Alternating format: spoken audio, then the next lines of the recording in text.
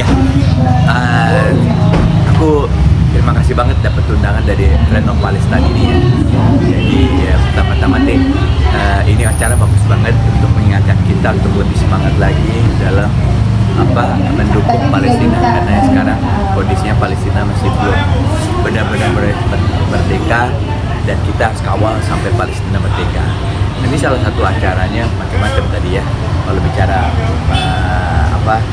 hidangan ini karena berbau Timur Tengah di sini di Martin ini.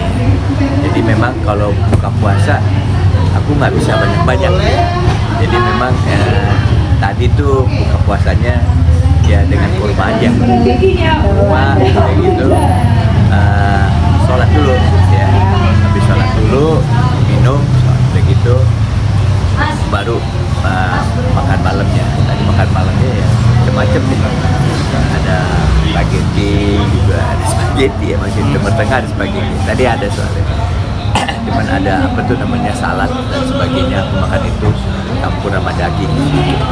Itu karena mungkin tidak makan nasi juga harus beda apa? Iya emang, aku udah nggak makan nasi lagi. Jadi sebisa mungkin menghindar dari nasi, kecuali kalau terpaksa banget ya. Di rumah pun aku nggak makan nasi merah, karena biar bagaimana nasi merah itu ya lebih sehat dan juga nggak bisa banyak-banyak karena nggak seenak nasi putih. Gitu. Jadi ya porsinya bisa kita jaga lah gitu. Menyambung dari acara ini mungkin kan nyambung dari support untuk Palestina nih, kan anak Om Kak Ciki punya brand Cikigo. Mungkin lambang semangatnya Palestina, mungkin itu hasilnya mungkin untuk apa sih dalam Palestina atau sudah? Iya, dia itu ada brand yang konsisten mendukung perjuangan Palestina, Cikigo. Ya, itu dalam bentuk fashion ya. Dan sama dia kontribusinya di desainnya gitu, yang berbau Palestina dan juga dengan ada kata-kata dulu yang membuat orang semangat untuk mendukung Palestina. Dan itu emang setahu saya penghasilannya itu dibagi untuk perjuangan Palestina, karena dia juga ada di dalam Friend of Palestine.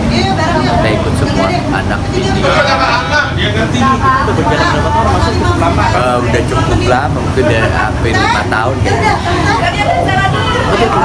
Dari Palestina emang keinginan anak apa dari Om? Enggak sih, jadi emang bermula dari istri saya ya. Istri saya itu orang yang sangat peduli dengan perjuangan yang berbau sosial gitu ya, apalagi Palestina ini kan merupakan genocide ya. Jadi bukan bicara anak-anak, bicara masalah kemanusiaan. Jadi ya kita sekeluarga mendukung anak-anak juga meneruskan momen itulah saya pikir. Oh, dan juga ini di bulan Ramadan juga banyak yang bilang maksudnya Om sama anak dan istri juga membuat mushola di dalam rumah itu artinya kenapa sih, boleh tahu? Iya, dari dulu emang sejak aku membangun rumah itu supaya keluarga kita tuh benar-benar bisa lebih banyak berkumpul di rumah, karena konsepnya one stop activity. One stop activity itu berarti semua kegiatan sebisa mungkin ada di dalam rumah. Yang makanya terakhir ini aku juga bahkan bikin home office di sini, jadi lengkap lah bicara one stop activity itu, bisa bicara masalah kegiatan untuk urusan bisnis di rumah juga, untuk urusan olahraga juga di rumah, untuk urusan ibadah juga ada di rumah, ada musola salah satunya itu, dan yang lain-lainnya itu ya. Jadi terintegrasi di rumah. Sebisa mungkin kita mengerjakan di rumah, kita undang tamu-tamu dari luar di rumah supaya kita jangan sering keluar lah gitu. Nah itu sangat efisien sekali gitu.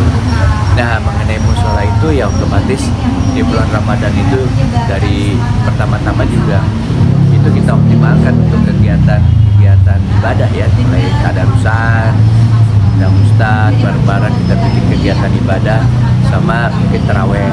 Kalau taraweh itu ya dari dulu pertama kali kita, apalagi waktu istri saya masih ada ya, kita dalam 30 hari itu maksimal kita beribadah di rumah, jadi tarawih di rumah, saya jadi imamnya lagi.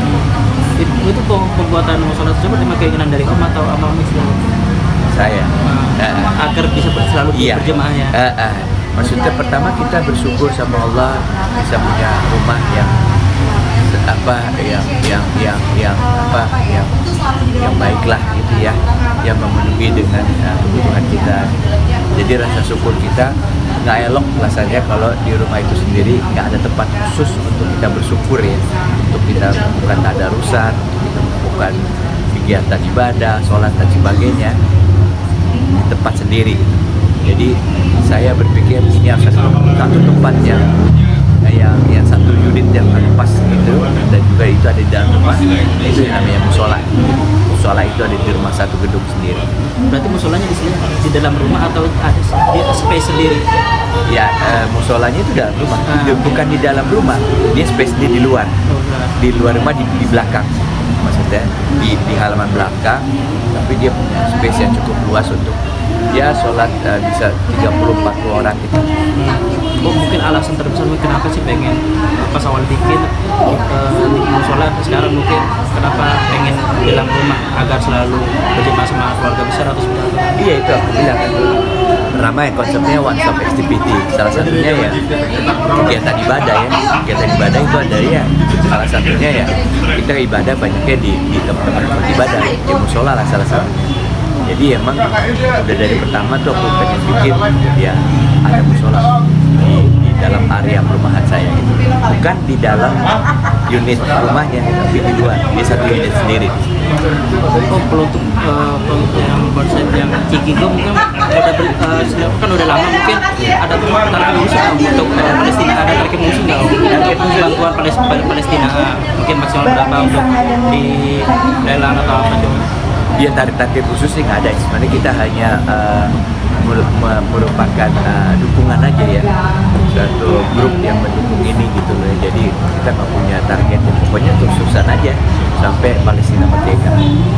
Karena aku pikir itu keharusan ya. Kalau kita nggak peduli ya bukan manusia lagi lah. Dan Palestina itu suatu penjajahan dan juga genocide. Dua hal itu udah merupakan suatu kriminalisasi yang sangat berat sekali ya terhadap kemanusiaan, humanitarian. Jadi ya kita harus bergerak, kita harus berjuang. Dan teman-teman juga banyak terinspirasi dari anak Om Dimasnya yang support, terus dari Palestina, dari brand itu juga Om yang supportnya banyak terinspirasi dari mereka nih Om. Iya. Ya anak-anak muda tentunya haruslah anak-anak saya ya mengajak teman-temannya juga untuk mudah-mudahan menjadi inspirasi juga untuk bisa berjuang di dalam kegiatan ini, dan kita juga melihat kan hasil perjuangannya ini tuh udah ada tanda-tanda kebaikannya juga kan. Gencatan senjata, diharapkan habis gencatan senjata mungkin perpanjang lagi, habis itu ya benar-benar Palestina merdeka.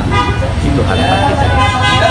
Om, terakhir Om, ini terkait kalau bangun sahur kan ada keunikan tuh, ada yang bangun sahur keliling, mungkin Om pernah ngalamin nggak, maksudnya atau pernah bangunin sahur atau pakai apa ember? Oh iya, dulu waktu kecil sih, waktu masih sekolah ya sering tuh ikut-ikut yang gubrak yang pakai gendang sebagainya ya, itu fun aja gitu loh bangunin sahur, karena di situ kita kayak punya authority ya, kita punya kewenangan untuk ribut-ribut di luar tanpa dimarahin sama orang, tanpa orang merasa terganggu, bahkan orang bersyukur, berterima kasih sama kita karena dibangunin sahur.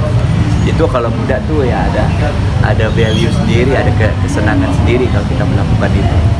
Itu pas tahun berapa Om pas itu? Waktu aku di Pasar Minggu.